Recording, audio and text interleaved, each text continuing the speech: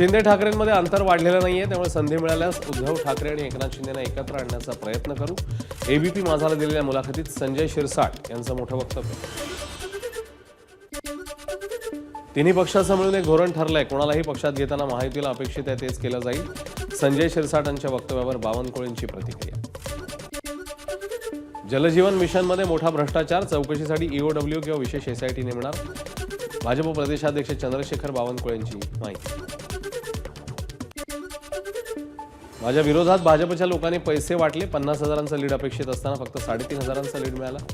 शिंदेच्या शिवसेनेचे आमदार बालाजी कल्याणकर यांचा गंभीर आरोप.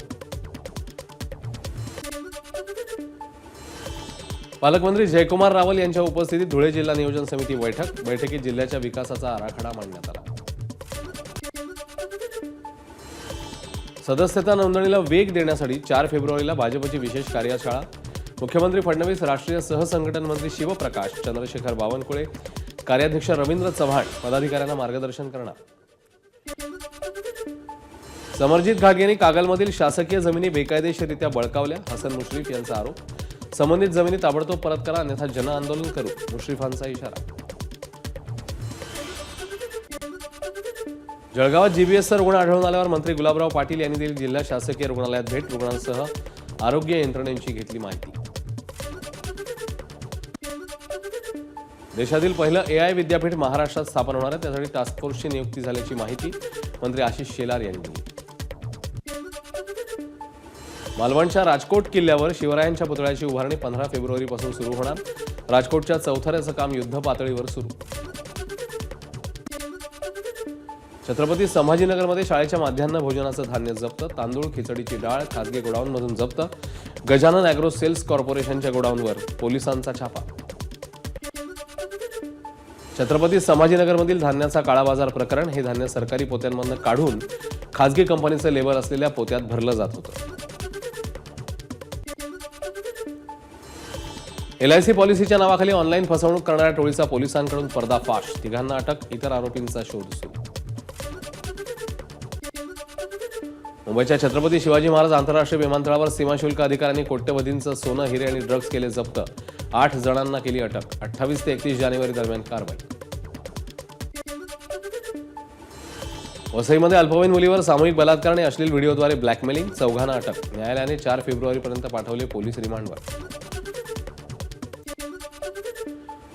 प्रियकराने प्रेयसीच्या घरात घुसून केली तिची हत्या. पनवेलमधली घटना. ब्रेकअप झाल्यानं जाब विचारत प्रियकरानं तरुणीवर चाकूने वार केले आणि नंतर स्वतःही केला आत्महत्येचा प्रयत्न. हल्लेखोर निकेश शिंदेवर हत्येचा गुन्हा दाखल.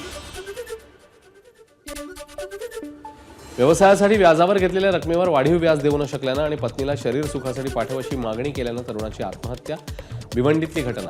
आत्महत्येस प्रवृत्त केलेल्या 3 विरोधात गुन्हा दाखल. एकाला अटक, 2 फरार. धाराशिवमध्ये सलग दुसऱ्या दिवशी अतिक्रमण हटाव मोहीम. छत्रपती शिवाजी महाराज चौक ते तेरणा ITI कॉलेजपर्यंतची 170 अतिक्रमणं काढण्यात आली. गावाला पाणी मिळत नसल्यानं सरपंच मंगेश साबळे यांनी साडी नेसून गाठलं जिल्हा परिषद कार्यालय.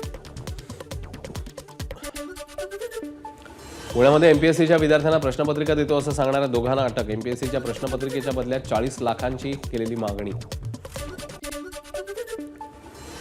वज्रेश्वरी वसई मार्गावर धावत्या एसटी बसचं चाक निखळलं. 30 प्रवासी बचावले. घटनेचा सीसीटीव्ही समोर. बुलढाण्यातील मलकापूर जवळ रेल्वे उड्डाण पुलावर 2 ट्रकचा भीषण अपघात. 4 जण गंभीर जखमी. 4घांची प्रकृती चिंताजनक.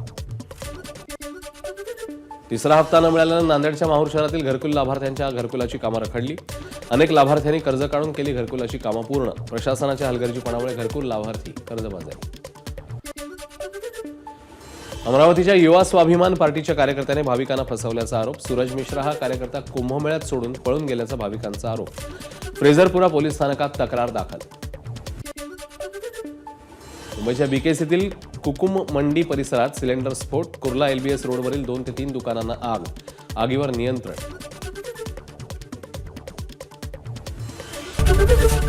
एबीपी माझा, उघडा डोळे बघा नीट.